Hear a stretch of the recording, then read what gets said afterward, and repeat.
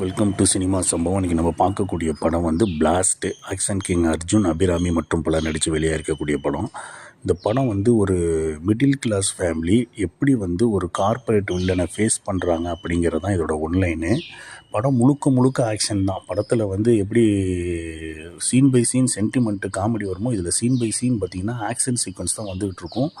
படத்தில் action king Arjun நடிச்சிருந்தாலும் அர்ஜுனை தவிர மீதி வரக்கூடிய எல்லா கேரக்டருமே இந்த படத்தில் சண்டை போடுவாங்க.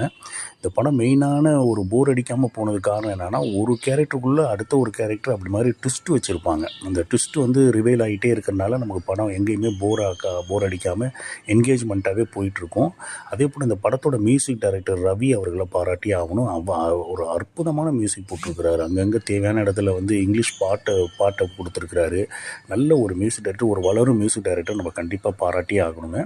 இந்த படம் வந்து ஒரு ஃபேமிலி என்டர்டெயின்மெண்ட் மூவி. ஃபேமிலியோடு நீங்கள் பார்க்கலாம். கண்டிப்பாக உங்களுக்கு வந்து இந்த சம்மருக்கு ஒரு போர் அடிக்காமல் ஒரு நல்ல படம் பார்த்து திருப்தி உங்களுக்கு கிடைக்கும். மீண்டும் ஒரு வீடியோவில் சந்திக்கிறேன். நன்றி, வணக்கம்.